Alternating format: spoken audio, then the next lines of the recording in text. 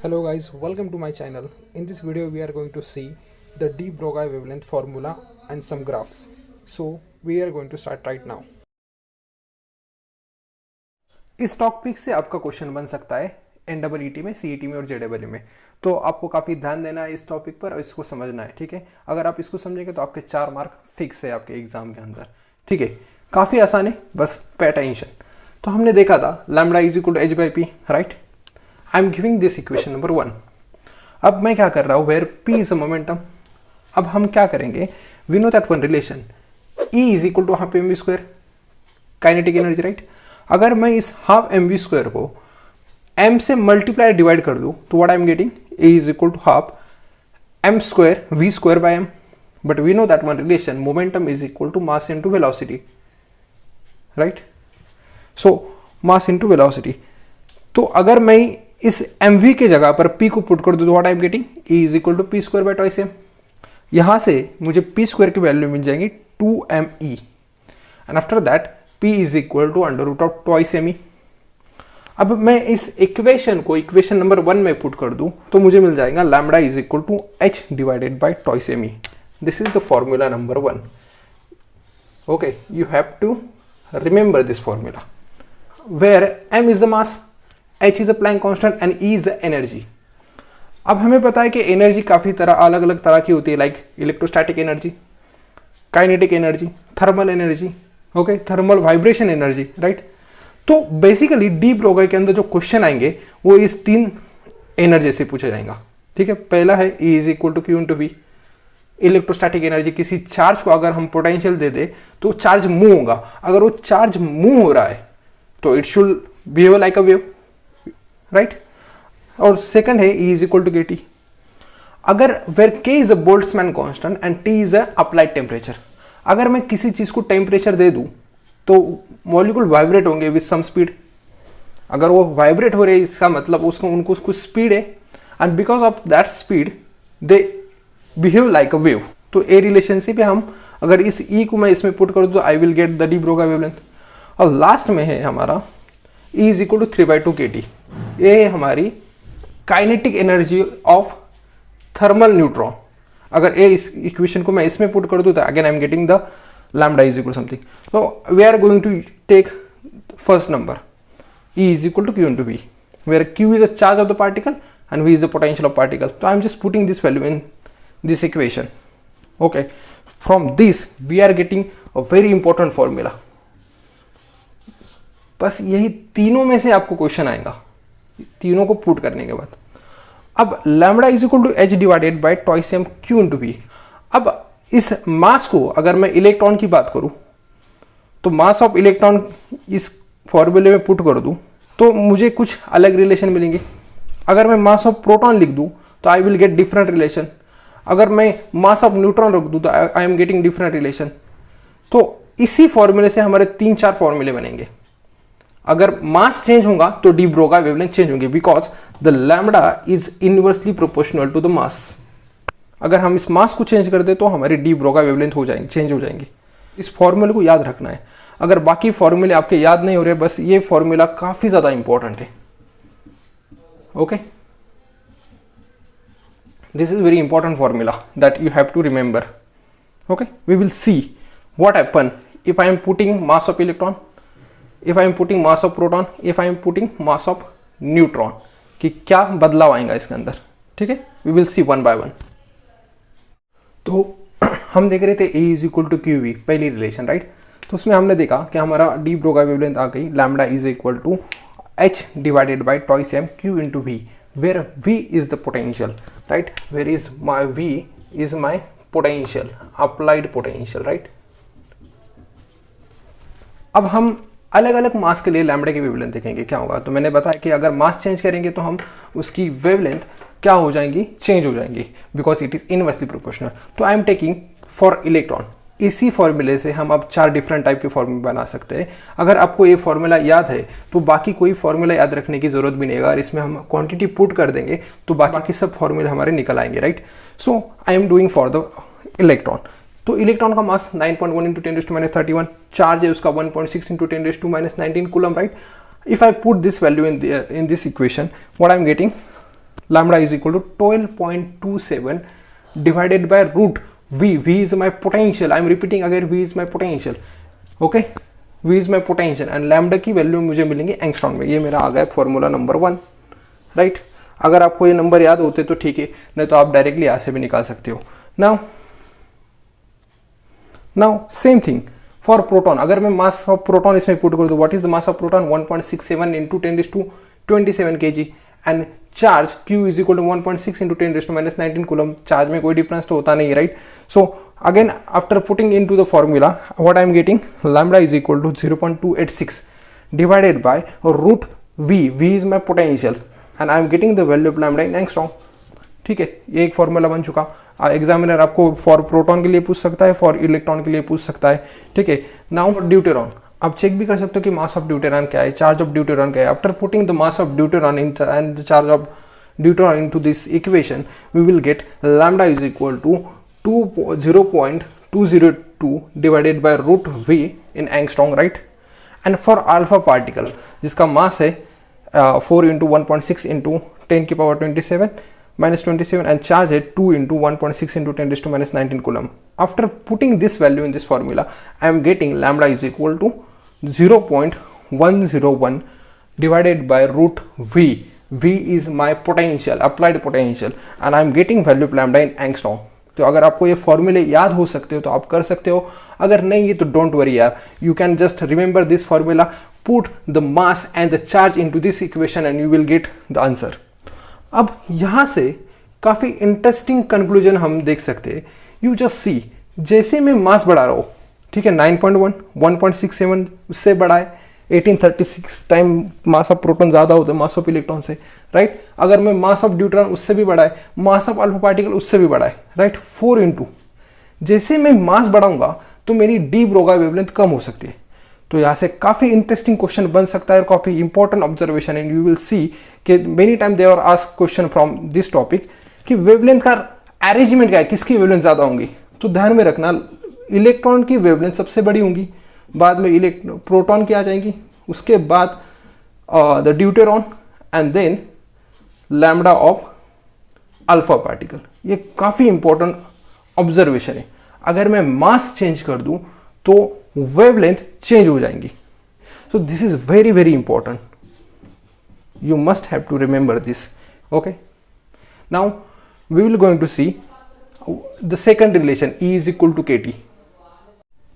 तो हमने देखा था लास्ट इसमें कि de Broglie wavelength of charge particle, जैसे चार्ज है, राइट. अब हम देखेंगे de Broglie wavelength of uncharge particle, right. Neutron, यानी कि न्यूट्रॉन तो हमारा न्यूट्रल है, उसको कोई चार्ज नहीं है. लास्ट टाइम हमने देखा था lambda is equal to h divided by twice m QV, right. Q हमारा चार्ज पार्टिकल था. चार्ज पार्टिकल को एक्सलेट करना काफ़ी आसान है. जैसे कि हमारा इलेक्ट्रॉन है और यहाँ पर मैंने पॉजिटिव प्लेट लगा दी है, ठीक है. तो what happen, this negative charge will accelerate toward this positive plate. तो because of this velocity this particle shows the de Broglie wavelength, right. लेकिन अब अगर हमारे पास कोई अनचार्ज पार्टिकल है, right, if I am having the uncharge particle, तो उस अनचार्ज पार्टिकल को हम कैसे एक्सलेट करेंगे. उसका बेस्ट एग्जांपल है न्यूट्रॉन, राइट, जो कि न्यूट्रल है, ना तो उस पर पॉजिटिव चार्ज है ना तो उस पर नेगेटिव चार्ज है. तो हम ऐसे चार्ज को कैसे एक्सलेट करेंगे. By using the second relation we can find the de Broglie wavelength of the neutron. E is equal to KT, जहां पर K हमारा है बोल्ट्जमैन कांस्टेंट जिसकी वैल्यू 1.38 into 10⁻23 joule per kelvin, and T is a temperature. Okay, अगर मैं किसी neutron को थर्मल एनर्जी सप्लाई कर दूं तो वो न्यूट्रॉन मेरा वाइब्रेट होगा about their mean position with some speed. अगर वो वाइब्रेट हो रहा है, उसकी कोई स्पीड है, इसका मतलब it show the de Broglie wavelength nature. तो अगर मैं उसको थर्मल एनर्जी लगा दूं, ये जो E है मेरा थर्मल एनर्जी, ओके. अब इस E के जगह पर मैं KT पुट कर रहा हूं, ठीक है. After putting this I am getting this formula, right. अब K की वैल्यू मास ऑफ न्यूट्रॉन जो कि सेम होता है मास ऑफ प्रोटॉन के बराबर. अगर मैं इस क्वांटिटी को इसमें पुट कर दूं then I am getting this formula, lambda is equal to 30.286 divided by root T in angstrom. अगर आपको ये नंबर याद रहते तो ठीक है, वरना आप ये वाला फॉर्मूला याद रख सकते हो. या तो बेसिक फॉर्मूला हमारा ये, इसके अंदर आप मैंने जो 3 रिलेशन दिए एनर्जी के वो आप चेंज करके याद कर सकते हो, काफ़ी आसान है। Okay, now we are going to see the third relation that E is equal to 3/2 kT। E is equal to 3/2 kT, ये जो एनर्जी है इसे हम कहते हैं kinetic energy of thermal neutron. या तो कभी कभी क्वेश्चंस के अंदर आपको पूछेंगे कि फॉर अ गैस मॉलिक्यूल,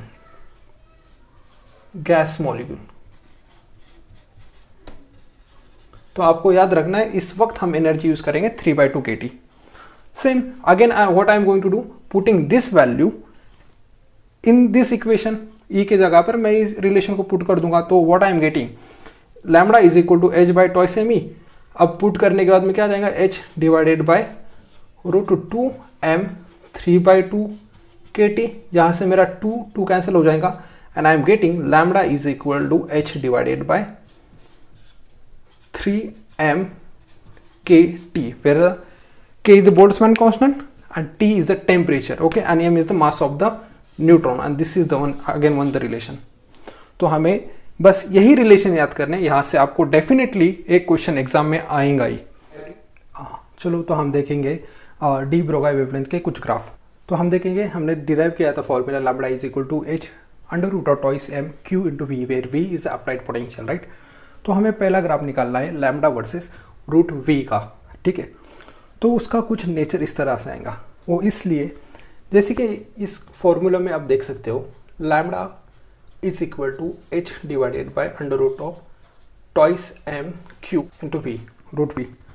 तो ये ग्राफ है लैम्डा वर्सेस √v का, ओके। लैम्डा जो कि इनवर्सली प्रोपोर्शनल है √v के, ठीक है। जैसे √v यहाँ पर 0 था, ठीक है, जैसे √v इंक्रीज होगा तो हमारा लैम्डा डिक्रीज होना चाहिए। When I am going away from the origin और I am increasing √v, my lambda is decreasing. So this is the first graph. Now हम देखेंगे दूसरा ग्राफ, यहाँ पर कंफ्यूज कर देंगे वो लोग। अब उन्होंने पूछा है कि लैम्डा वर्सेस 1/√v का ग्राफ, लैम्डा वर्सेस √v का ग्राफ, ठीक है। तो अब √v मैं इसको कुछ ऐसा लिख सकता हूँ, you just see here h divided by √2m q मैं सेपरेट लिख लूँ और 1/√v मैं सेपरेट लिख लूँ। अब वो ग्राफ पूछ रहे हैं √v वर्सेस लैम्डा का, ठीक है। You just observe here. तो मैं क्या करूँगा, अगर मैं 1/√v को कोई कांस्टेंट पुट कर दूँ, या मैं पुट कर देता हूँ b, so what I am getting lambda is equal to h into √2mq into b। Now you just see lambda is directly proportional to b, okay। जैसे लैम्डा इंक्रीज होगा हमारा b भी इंक्रीज होगा, मतलब हमारा 1/√v भी increase होगा। Getting my point? So as I am increasing 1/√v, my lambda is also increasing because of the directly proportional relation। You just have to observe this thing कि यहाँ पर 1/√v यहाँ पर वो ग्राफ पूछ रहा था लैम्डा वर्सेस √v का, जो कि इनवर्सली प्रोपोर्शनल था, ठीक है। और यहाँ पर लैम्डा वर्सेस 1/√v का, ठीक है, जो कि डायरेक्टली प्रोपोर्शनल है ये क्वांटिटी। या तो आप इसको कुछ अलग तरीके से भी निकाल सकते हो, जैसे कि अगर मैं इस क्वांटिटी को y is equal to mx plus c से कंपेयर कर लूँ ए वाले इक्वेशन को, तो we are getting that m is my h divided by √2mq जो कि कांस्टेंट है, राइट, ठीक है। और my x is 1/√v and my c is 0, so it is behaving like a straight line, ठीक है। और हाँ, यहाँ पर y जो मेरा लैम्डा आ जाएगा, तो it is same like a straight line. Either you go with this method, either you go with this method, both are easy. So 1/√v का ग्राफ कुछ आपको इस तरह से मिलेगा। तो अब हम देखेंगे graph bye using the second formula.